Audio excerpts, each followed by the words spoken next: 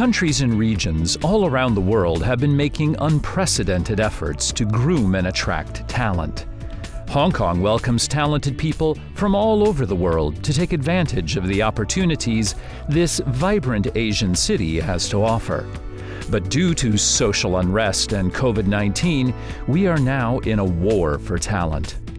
At the Insight Forum organized by Our Hong Kong Foundation, Mr. Bernard Chan, Executive Vice Chairman of Our Hong Kong Foundation and Chairman and President of Asia Financial Holdings Limited, spoke on the topic Hong Kong Way Forward, the future of Hong Kong as a global talent hub. Let's listen to his ideas and learn how Hong Kong can stem the brain drain and compete in the global battle for talent. Ladies and gentlemen, good morning. Today, I am very privileged by the presence of our many eminent speakers and participants. Now, these days, policymakers, businesses, and the public have been all talking about one single theme, and that is a severe shortage of talent. Now, make no mistake that we are in a war for talent. Countries and regions all around the world have been making unprecedented efforts to groom and attract talents, and we cannot risk falling behind. Now, the importance of talent attractions cannot be overstated. As the World Economic Forum suggests, over 70% of the software engineers in Silicon Valley are foreign-born. The US, the UK, Canada, Australia have collectively attracted nearly 75% of all the highly skilled immigrants globally, contributing to their past socioeconomic successes. A study by the Harvard Business Review also shows that companies with above average diversity of talent, demographic-wise, have about 19% higher innovation revenues. Now, this is exactly why the quest for talent is so important.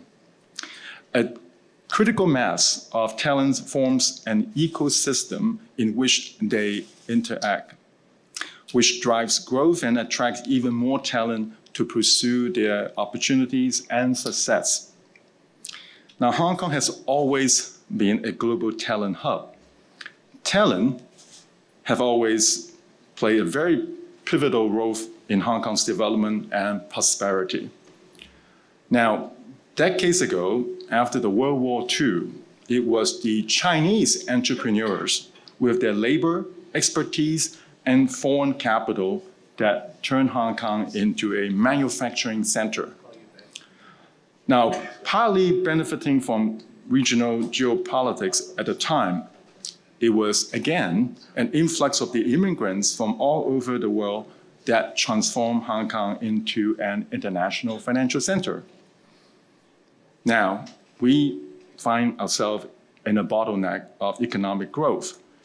Talent is both the way to achieve the breakthroughs for traditional industries such as finance, logistics, trade, and to develop emerging industries such as technology, innovation, and art.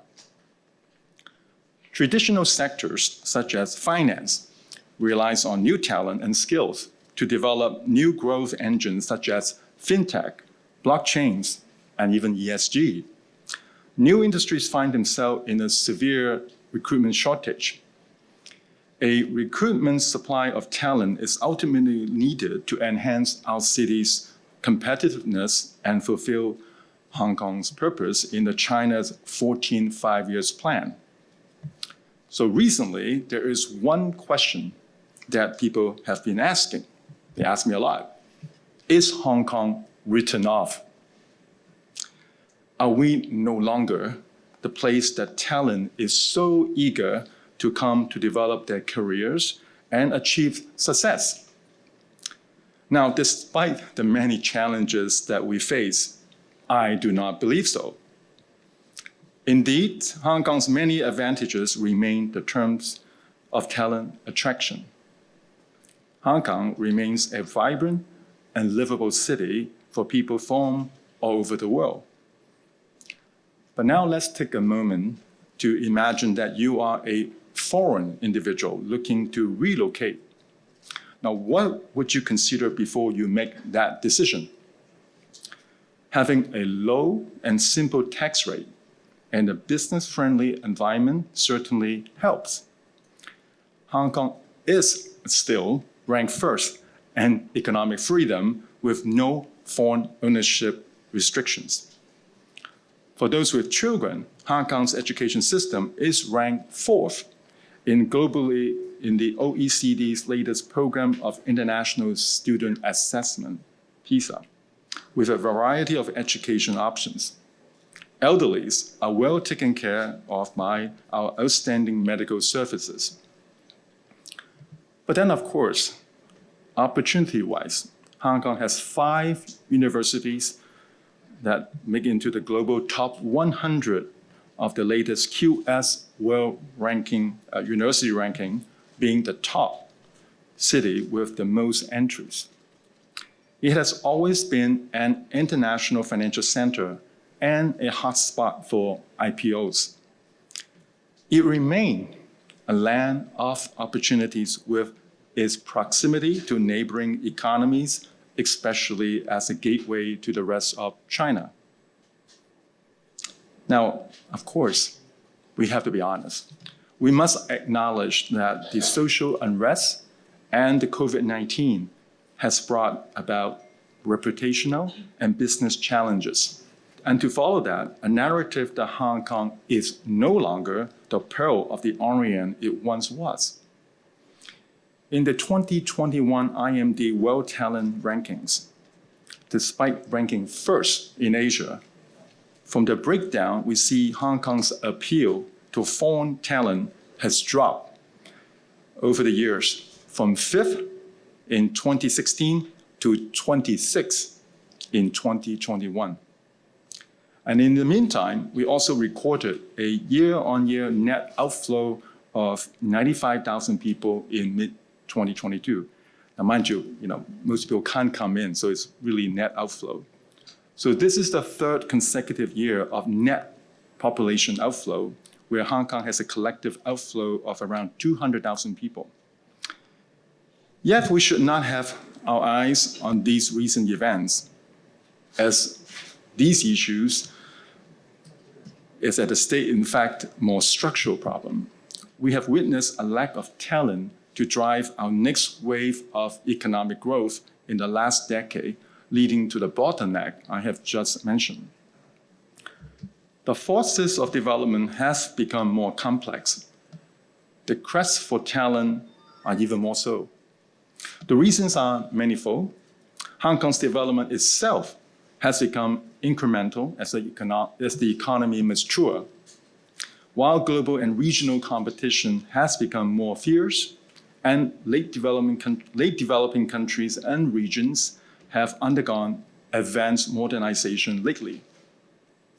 Not only do they present immense opportunities to talent around the world, but the exceptionally attractive industry policies offered by some have made us even more disadvantageous, while mainland China is an obvious example.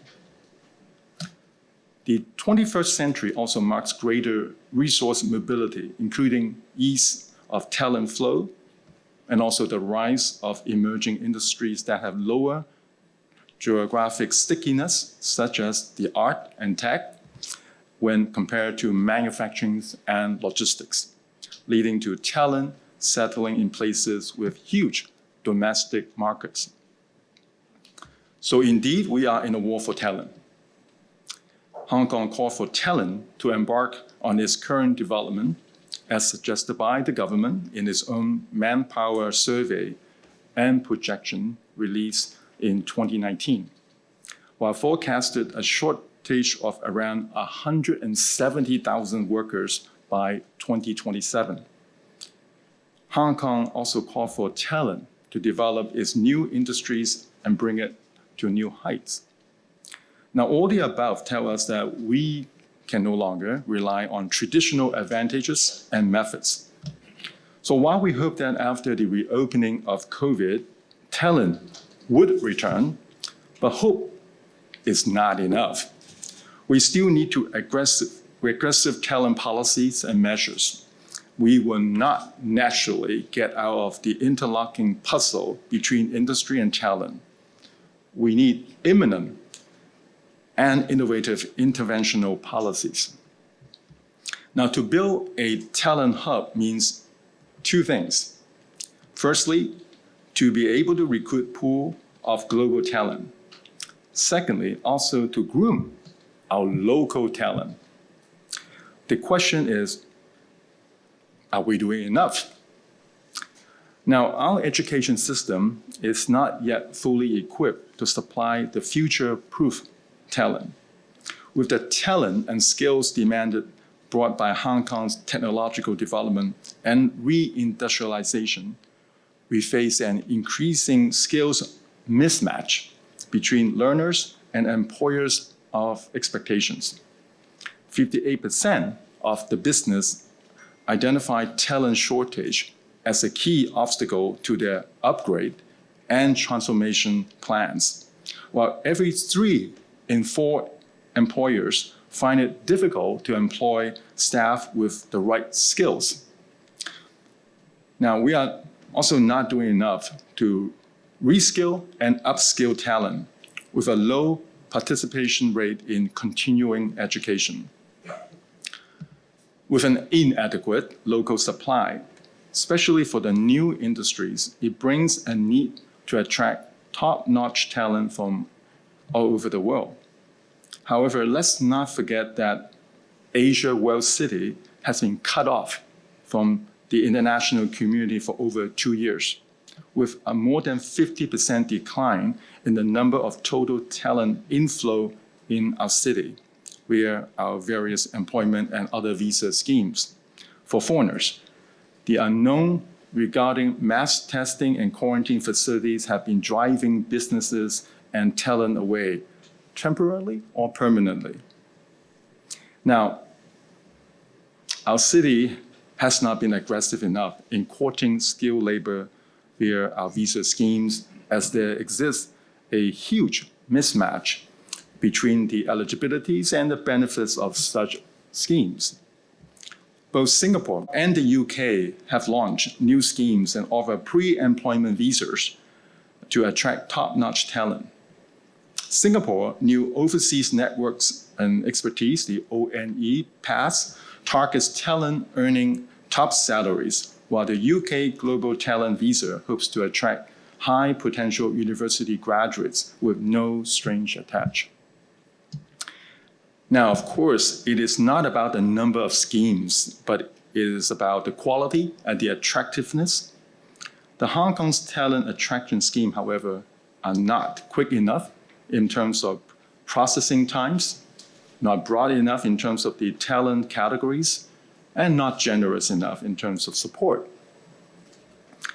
Now, although optimization measures have been in place for the quality migrant admission scheme, and has indeed led to a rising number of talents admitted, but further improvements are still needed.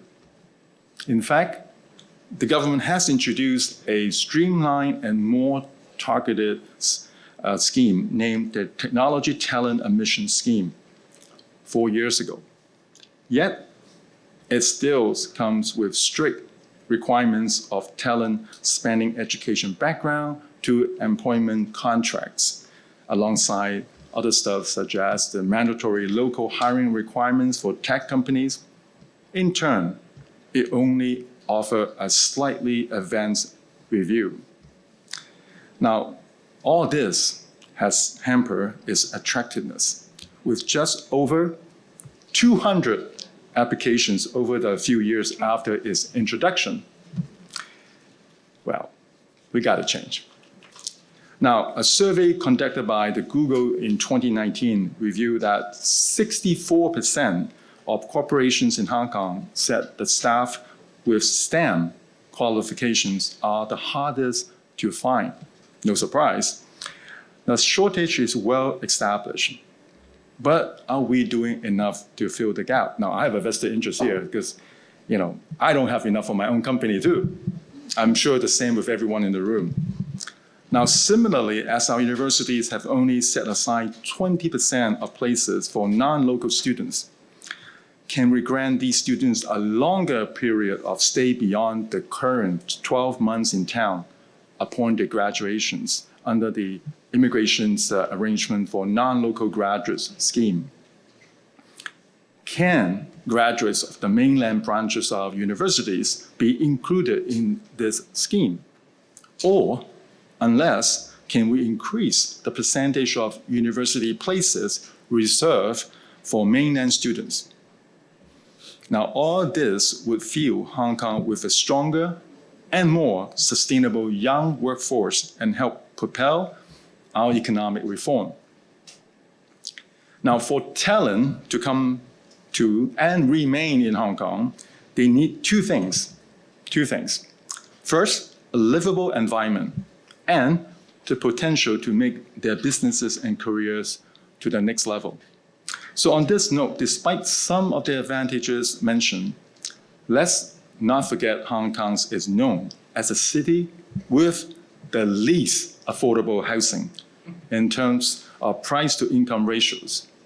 So for the expats, one of the first challenges would be finding an affordable nano apartment in the city. Now, our Hong Kong Foundation did a survey with talent originally from the mainland and found that over 40% said they are likely to leave Hong Kong for lifestyle reasons. So innovative solution must be developed to make housing more affordable and for the incomers, and so that they can come live with dignity with the families in the long run. Now, we can learn from our neighboring cities, such as Shenzhen, where housing and other economic and living benefits are offered to technology talent across all kinds of talent nurture and for regional and international endeavors. Locally, we must step up efforts to cultivate new talent across all industries. Young people need to be able to explore diverse career pathways early on in their education with close partnership with the business community. Our education is too focused on students' ability to take exam. Now, we need to fresh talent to enter the workplace with the relevant skills to build our future industries. Then we need to rethink the way we educate our next generation. By the way, I'm not blaming our educators. It's not the fault of our educator. Partly to be blamed is we as parents. So please get this right. I'm not blaming the educators, right? It's we as a society need to be blamed. And our university should also offer double degrees in technology and business or other professional services to train multi-skilled talents to fill the market gap. Working professionals need to be provided with the resources and the opportunities to upskill and reskill. In Hong Kong, only 20% of our adults take part in continuing educations compared to Singapore's 49%. Now, I have a former ED of VTCs here, so I hope my numbers are correct. Or my colleagues' numbers are correct.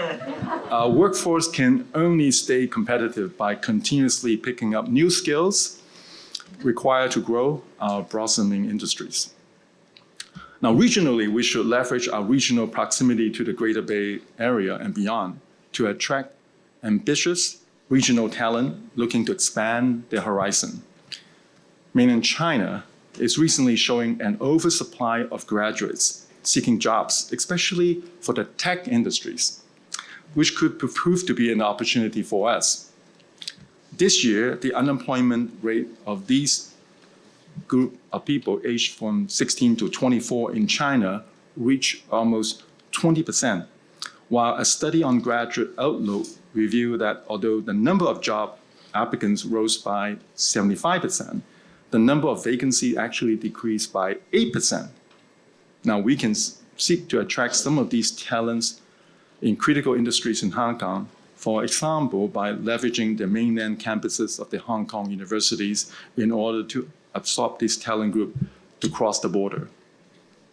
Now, to further increase our talent appeal, we should build a regional ecosystem of ease cross-border applications spanning visas and taxations alongside mutual recognitions of qualification.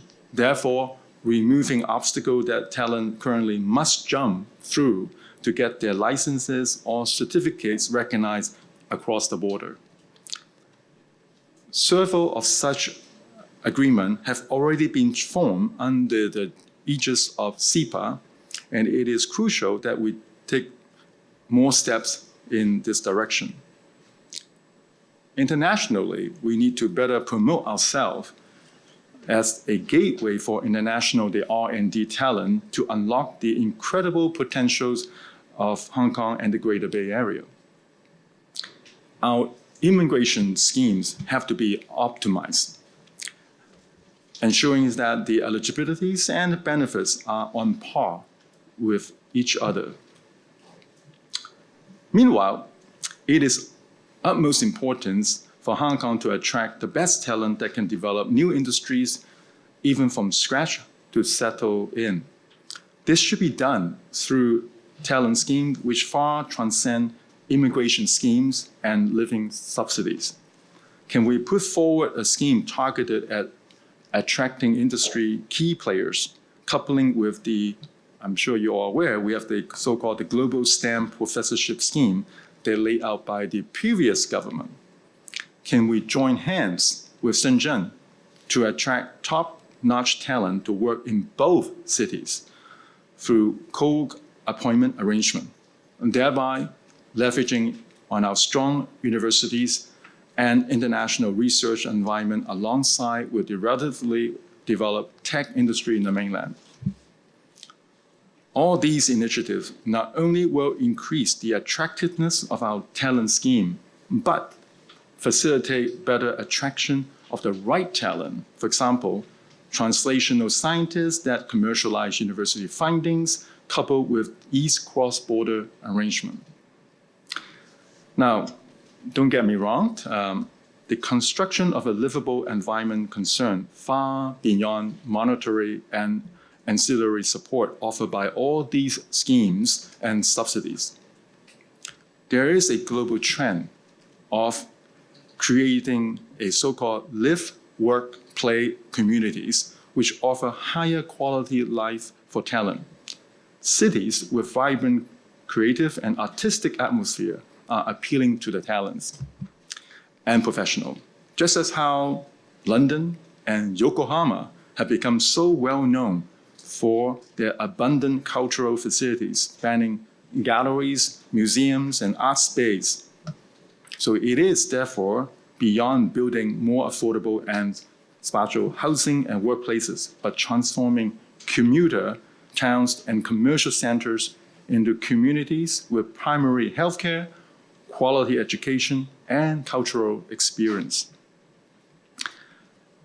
At this critical juncture, the government, businesses, and everyone of us has a role to play.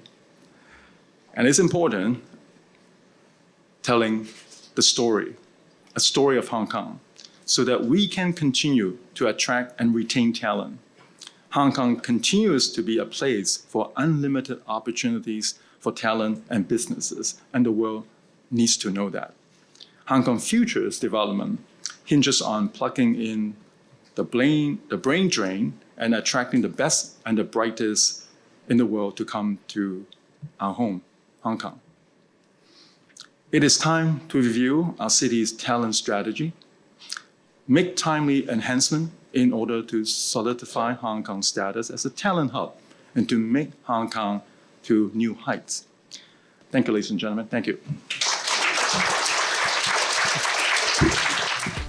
In this session, Dr. Stephen Wong, Senior Vice President and Executive Director of Public Policy Institute of Our Hong Kong Foundation, moderated a panel discussion with 4 panelists. They are Dr. Aaron Haralela, Chairman and CEO of Haralela Hotels Limited, Ms. Diana Caesar, Executive Director and Chief Executive of Hang Seng Bank Limited, Dr. Daisy Yi-Yo Wong, Deputy Director, Curatorial and Programming of the Hong Kong Palace Museum, and Mr. Bernard Chen, Executive Vice Chairman of Our Hong Kong Foundation and Chairman and President of Asia Financial Holdings Limited. The panelists share the challenges they have faced in the past 2 years in their industries, the solutions to Hong Kong's brain drain, and the way to promote Hong Kong in attracting overseas talent. Welcome our distinguished panelists. I think the way I moderate this session is I would invite each of the panelists to share some of your thoughts. My first question to sort of all of you, aside from just giving your general thoughts, is that from your industry, can you share particularly the challenge that you face in the past couple of years in terms of brain drain and in terms of the measures that in your specific industry? So maybe I invite Daisy to share with us first. Thank you, Stephen. I think that we definitely have a lot of challenges. I work at the Hong Kong Palace Museum. I came here with a mission that is to open this museum in exactly 3 years. And we did that. Coming to Hong Kong for me is an obvious choice because I love the speed. It's not just Hong Kong speed, not China's speed. It's Hong Kong Palace Museum speed. We create speed. And I love challenges. And this is the place for challenges, for sure. And also, I love the opportunity. I came here with an endowed position, so I had a very comfortable, very secure job in the United States, in the top-tier museum.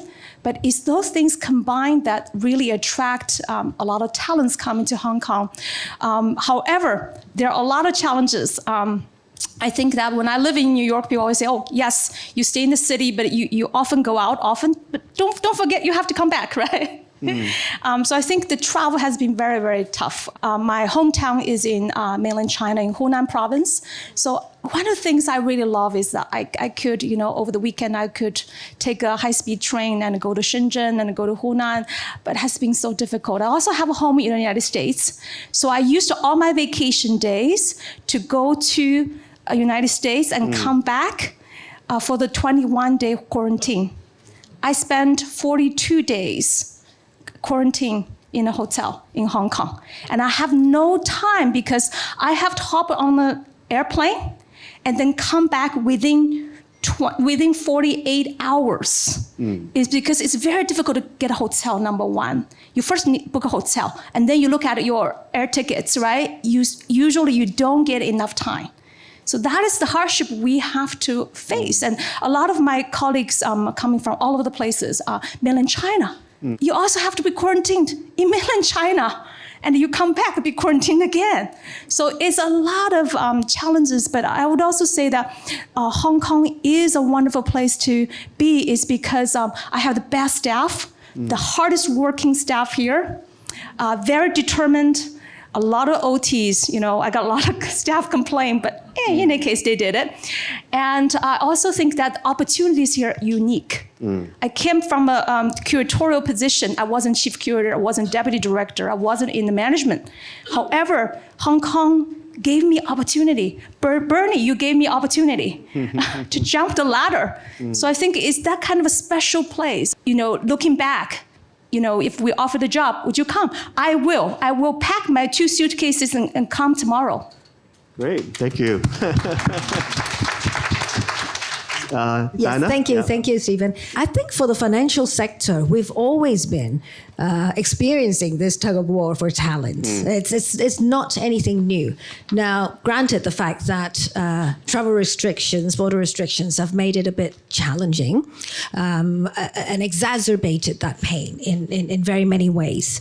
But I always like to put things in perspective. Even back in 2021, and I always converse on this topic, the financial sector employed over 200,000 staff members. We are still a key contributor to Hong Kong's GDP at 22%. Well, to be fair, the other industries experience some challenges, but still that indicates the strength of the financial sector in Hong Kong. So sometimes we tend to be a bit harsh on ourselves to say, we're not actually doing too well. I think we need to recognize the challenges, and this is really a time for us to recognize the challenges, but also think of how we position ourselves going forward. The tug of war for talents, I think they're twofold. Because we are a international financial center, we always need inflow of talents. We need to connect with external markets. We need to connect with China. Both ways were a bit tough over the last few years. Here in Hong Kong, we need to continuously groom our own talents. We need to develop our next generation, but let's not forget to future skills our prevailing staff force. I think that's important. We're all going through a transition. I'm learning something new every day. I have two colleagues here, and they're actually teaching me about fintech and new development and ESG every day. So I think the reality is there is a challenge, there is a drain in very many ways. That's probably because of the netting off of the effect. You don't get as many coming back in, and we have a shortage of pipeline here. But let's focus on how we can move forward in terms of future skilling our colleagues, those of us who actually have been in the industry for long.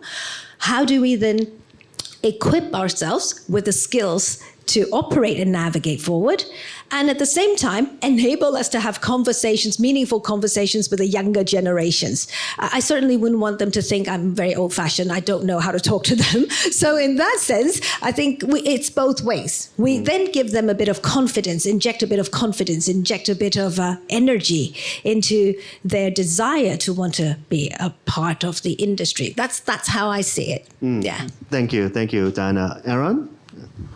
Thank you, Stephen. So my industry is the hotel industry, and the travel industry all around the world has suffered quite greatly.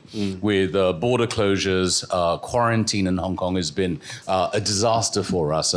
In my industry, we've seen a mass outflow of talent.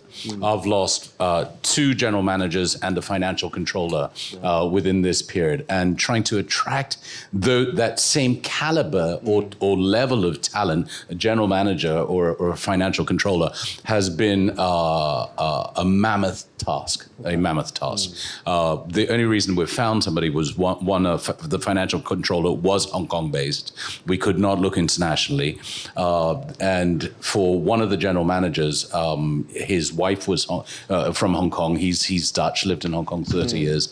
But to get anybody from the outside is just impossible. The reason I would say is that we need to take a holistic view of what the lifestyle of talented people, talented individuals looks like. If somebody comes in with children, they need to know that they can educate their children, and not at the drop of a hat, the classes are going to go to half day or schools are going to close. We're back to Zoom lessons. And until that transparency, I sat down and the first thing I did was take off my mask.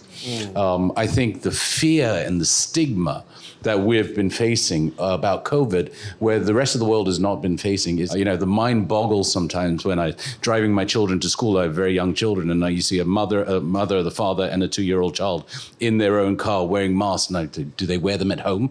Right? So the stigma, I think we need to get away from. And until we can have a holistic idea of a good quality life that you can live in Hong Kong, it's going to be very difficult, in my industry, certainly, to attract any talent. Well, I'm going to put my mask on until after the stigma is gone. So you are an electrical member. You better put your mask on. Well, let's put COVID aside, right? Because one way or the other, COVID will end. So assuming that will happen, we still have a problem, right? We still have a problem. It's not the first time we talk about talent issue. It's been there. The issue has been there for years. But I think COVID, all the issues you just raised, obviously exacerbate, right? But years, we know. I mean, everyone knows there's a mismatch in skill set, right? Local. Let's not talk about incoming outside talent. Just even locally, there's always been a mismatch. But what can we do? I mean, it's not even a policy issue, right? It's us, again, when I mentioned about education, it's not a policy issue. It's how we parents see it, right? Can you imagine that, you're not getting a college degree? Because for decades, we've been told getting a college degree, you get a good job. I'm not so sure about that anymore, right? In fact, you look at Germany. I cite Germany because I've been told Germany that it's perfectly fine to get a good vocational jobs, the skill set. But how are you going to change that perception? Because every parent will want the child to get that college degree. But I seriously question that, again, whether is that the aim, the end that we look to? So that's the first thing, is the mismatch. Everyone in the industry tells you there's a mismatch, but what can we do about it? Number one, right? Second, then of course, is the outside talents that are coming in. For years, I say this because many of you know my family background. We have many businesses in ASEAN, so I've been telling the authority and even policymakers that we got to be a little bit more competitive because we've been too complacent. Because we kept saying, we are already number one here, number one there, so yeah, I don't worry about them, right? So we don't take it serious about these threats. I think they're right in a sense because we are still very good. So we don't need to offer any special scheme here, special scheme there. We don't need to do all these cheapskate stuff to try to attract people. I'm so glad in the current policy, the latest policy address, I want to applaud the government, is sending that signal. We're sending one message to the world, that is, we need good people to come.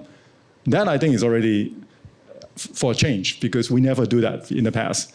Yeah, no, if I can chime in, I think they clearly send the signal by shifting this from attracting talent is no more a immigration department bureaucratic procedure to a active search and scout and also build this ecosystem around it when they actually search for strategic industries as well. So I agree with you on that. But actually, because you bring up this local talent issue, maybe if I can ask a stupid question, really, given the opportunities we still have, for example, Aaron bring up an interesting case where your expat is gone, but you hire a local guy that actually can step up. But in this interim period, isn't that a golden opportunity for our local talents as well to step up? To fill up some of the spaces. I think traditionally, right, we look at, the finance and hospitality and so on, right? I met recently a father. I don't know this person before. He came up to me because he knew that I was involved in Palace and Amplas. He came up to me and said, my son graduated from university in the US and now working at West Kowloon. And I said, so that's great. What is he doing? He's an installer. He's installing arts. I said, wow, I thank the father because he's very open-minded, right? Because I think when I graduated with a student art degree, I was too ashamed to tell anyone that I was an art degree because it's like, oh, wow, you are useless because you're doing art. But I think today, the generation is different, right? But it's more important that the parents also have to agree to that because I think we are still very Asian. There's still certain, we think that, the good career, a good paying job must be this and this and that.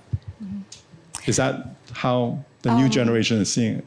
I would also say that my parents' generation is exactly what Bernard just described. It's so much, when you choose your career, it's so much about, what kind of job you'll get. When I was growing up, and there's a lot of joint ventures, a lot of foreign investment in mainland, so I chose to study English so that I can get a job, maybe in a company somewhere. But I would say that the landscape in the arts and culture scene has changed. Back then, you had very limited career choices as an arts graduate. Maybe you work in a magazine doing editorial work or graphic design work. Now, many places, including Hong Kong, with so many new arts and museum venues open, you have a lot of possibilities, new possibilities. I think one of the reasons why I came to Hong Kong and work here is also I see potential to mentor the next generation of museum professionals because people here are very smart. They're very smart. They are very humble and they work really hard. And I think you just need somebody to share with them the best museum practices, and they'll learn very, very quickly. So in addition to attracting international talents, we really need to lift up the local young people, give them confidence, give them skill sets. No rocket science. I studied political science, I studied international law, and I can work in a museum, curate shows. It's possible. If you have a passion, if people give you the skill set. So I think this is a very exciting, very encouraging new fields, a lot of new opportunities. On the other hand, I would also say that just as counterpoint to Bernard's very, very good points about other industries, and you are known as a financial leader, you are known as an educational leader, but I hope that Hong Kong should not stay too shy in new development. And we need to do more to create and to maybe restore that positive image of Hong Kong in many industries. Right, just going the Hong Kong style, I guess, aside from being silent and hardworking, as you said, sometimes too harsh on ourselves, right? Instead of celebrating and telling the good story that we actually have. So collectively, we need to, as you said, really be more uplifting of like what Diana has spoken before. Diana, in your area, you mentioned obviously digital transformation, the ESG, and all these different areas that your bank is looking into. How do you find attracting and local talents or attracting or grooming local talents in that area? Thank you, Stephen. I think we've got to start from the pipeline.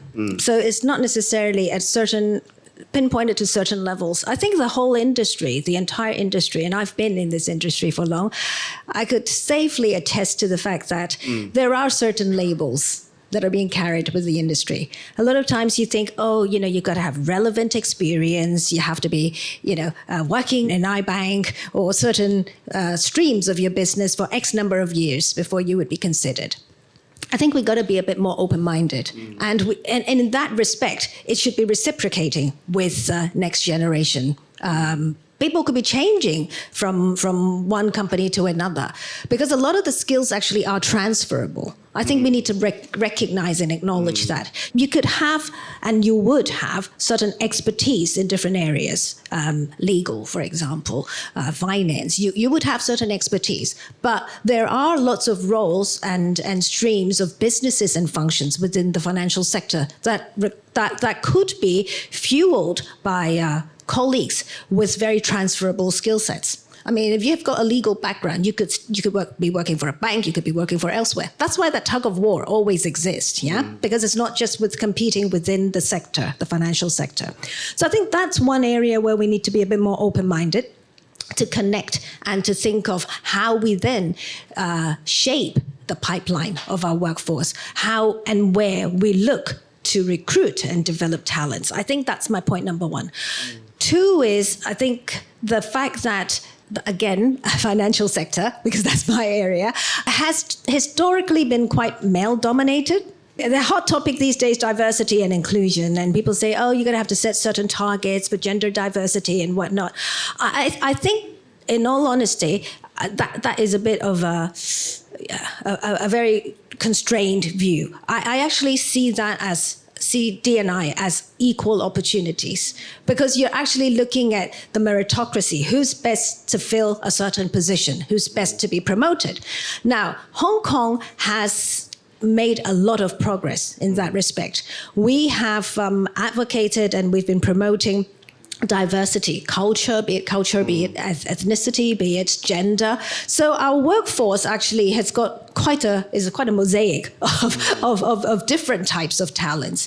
And I think that's something we need to continue to nurture. And allow me to promote a bit for our bank. Our board has got 66% female board directorship. So perhaps it's a reverse challenge we have. But it's not impossible is what I'm trying to say. So I think we need to think a bit broader and consider very many attributes that we historically wouldn't be thinking along those lines. We'd be thinking you have to have relevant experience, you have to have X number of experience, you have to be, certain, coming from certain discipline or whatnot. So I think that is my second point. And lastly, I think it's really thinking of how the workforce will take shape in not even 20, 10 years, because a lot of the jobs are actually automated right now. So what are we training our next generation for? We've got to actually inject, and I agree absolutely with Bernard.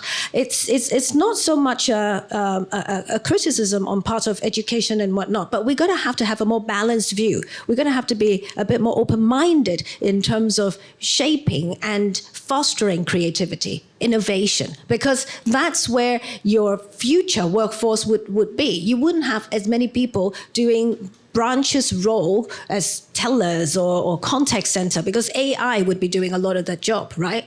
So what are we equipping them with? How are we shaping that workforce going forward? That's how I see it. Yeah, I mean, on your second point about gender diversity, maybe that's another good thing about Hong Kong that we need to promote. Talking about diversity, Aaron, obviously with your background, with your cultural heritage, with your business, that is spanned in different international cities and areas. I wanted to get your thoughts on this Global Talent Hub topic today. Because in my framework, even though when we talk about global hub, aside from attracting global talents, part of this is also raising our local talents to become global, standard, basically, right? So that we have this global and local mix and create a lot of opportunities that is of global competitiveness. So I want you to comment where we are in terms of our local talents and good things, bad things, and are we more? Sometimes when I was talking to some financial leaders before, they said our talent in Hong Kong, they are actually not just hardworking, sometimes silent, but they are actually very flexible and problem-oriented. They solve problems, and this is one of the key features that that you might not be able to find elsewhere in other Asia countries or cities. I wanted to get your thoughts and feedback on that as well. So one of the most wonderful things about Hong Kong, I think, is its multiculturalism. So it doesn't matter what ethnicity you are. We just look at talent as talent is. You could be Chinese, you could be Indian, you could be European, you could be American. It really doesn't matter. And that's quite a magnificent thing about Hong Kong. We've also exported that talent. I mean, if you look at my industry, some of the best hotel companies in the world have come from Hong Kong. If you look at the Peninsula, the Rosewood, the Shangri-La, I could just keep on naming these. Right, the best hotels in London, Paris, New York come from Hong Kong. So we've exported this brand that is Hong Kong. It's a level of service that is distinguished. It's a level of service that's unmatched and unparalleled all around the world. It's a level of qualification and intelligence, and that is again the top of the ladder. And it comes from every ethnicity. I mean, growing up in Hong Kong with being Indian, I never felt myself different. Everybody would say, I go all around the world and people ask me, so how do you identify yourself? You have a British passport, you're Indian, but you were born in Hong Kong. And I say, there's no question, I'm a Hong Konger, through and through. And then all the other things come later. And I think this is a feeling that every Hong Konger has. We're incredibly proud of the place that we're born in or call home.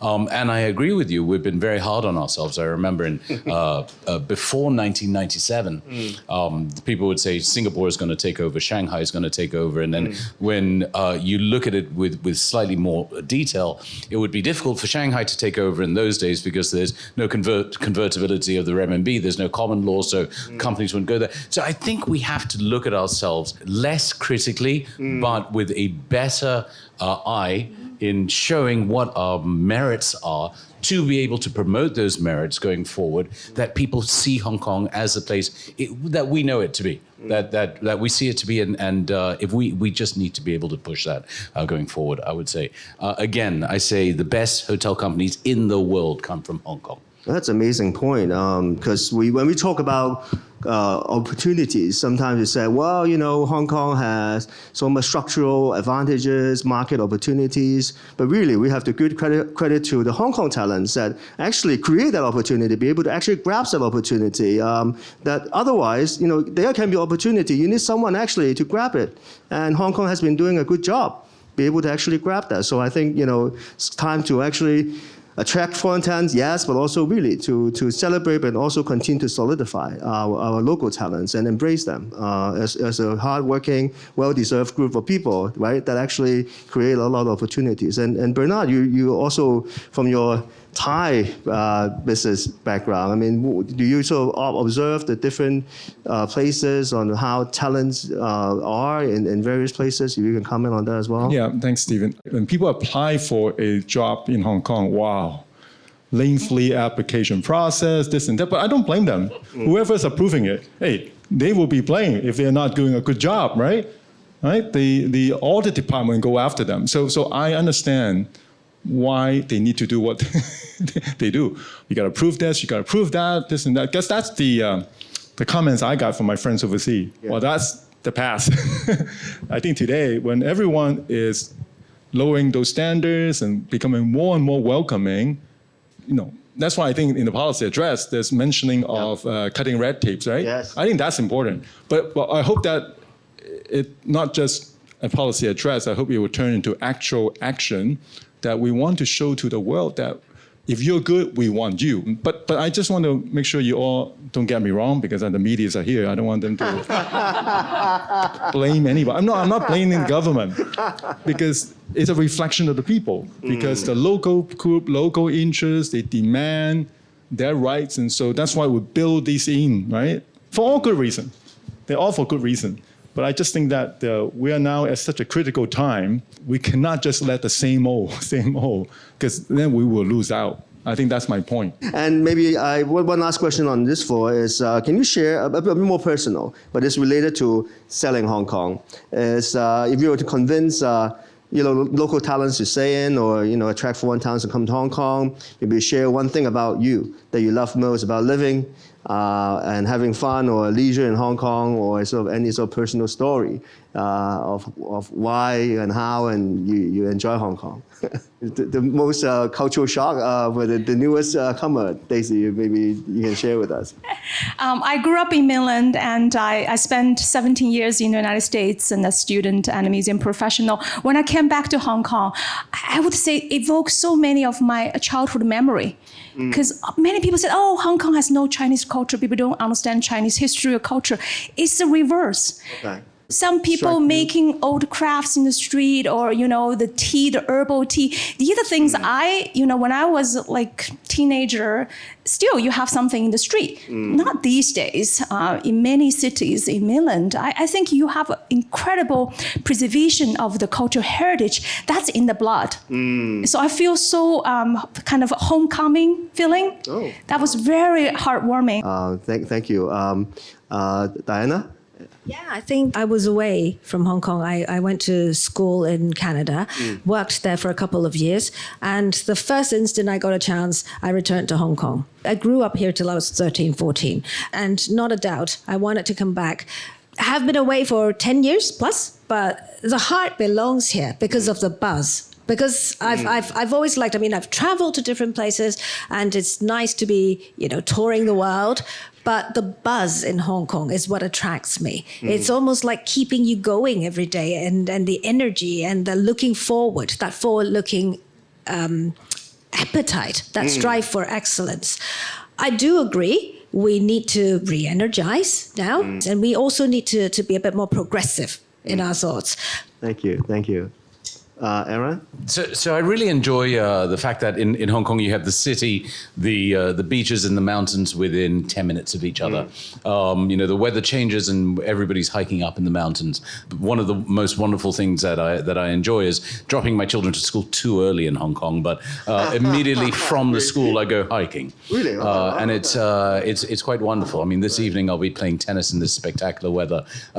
Everything is accessible. Everything is quick. You can do 10 things a day in Hong Kong. Yep. In Thailand, you can do 3, maybe. In London, maybe you can manage 5, but certainly 4 is doable. In Hong Kong, it's 10. Okay. And that's wonderful, I think. Awesome. That's a Bernard. Is it 3? Depending it's whether pouring rain or not. Pouring rain is probably 2, right? Because you can't even get out of the parking lot. I agree with everyone, every comment make. I think we are where we are, right? In fact, we used to be. I think the world see us as the one of the best places, right? One of the most important IFC in Asia. But unfortunately, due to COVID and the social unrest, we lost that, right? When I say we lost it, we didn't lose it. It's still here, but that's not how the rest of the world see us. Yeah. So it's now how we're going to bring that message back to the world. That, hey, we are still who we are. Yeah. I think the problem is because we, after the unrest, and then, of course, it's somewhat the lockdown, the rest of the world didn't get a chance to see where we are. They didn't see our museum. Our 2 museums were open during COVID. So they have no idea we have these facilities, amazing facilities, but so they need to come back and see it. But the thing is, we need to also tell better stories. Why I keep repeating this message I said, now that with our chief executive pushing this talent quest, I think it's a great message to the world, right? So it's about messaging, but then we still need to invite people back because it's no point just we saying it, right? They have to come and see it for themselves. Once they're here, they were convinced. Right, they're convinced, but so we're still not quite there yet. But so I'm actually, I am somewhat very convinced because sooner or later, they will come. But it's a little lag time. But I think we still need to address what I said earlier, or we all said earlier about the mismatch of the skill set in Hong Kong. I think locally we need to do that. By the way, when we talk about messaging, it's very important we also give the message that we don't just want foreign talent, right? We also need to preserve and upskill our local talent. That will be a very wrong message, and we just keep talking about foreign talent. But of course, in the policy address, I think that's important, but I think how do we help the upskill and reskill our local talents is equally important. So it's all about messaging. And that's why I think the purpose of this forum, of course, we're not, everyone that comes here understand that already, but we need that message to keep repeating. Especially, I know for some reason, I always think our biggest hurdle are the parents themselves, right? Me and many others. I think the parents themselves also need to understand. So while we all, while we all agree, but yet at the same time, my child, I want my child to do this and do that. I think we as a parents need to also let go whatever that they think is what job is about, right? The skill is about. I think if we all collectively are more open-minded, and they said, and these days everyone talk about crossover, fusions, and so to your point, right? I'm not even sure because I'm a mentor for many students, right? And many of them always ask, like, what career should they go into? Honestly, I have no idea, because I know what the career today. I don't know what career 10, 20 years from now. Like you said, my business, my company may be obsolete in 15 years' time, right? Who knows? So I'm not even sure what skill set are we preparing for them down the road.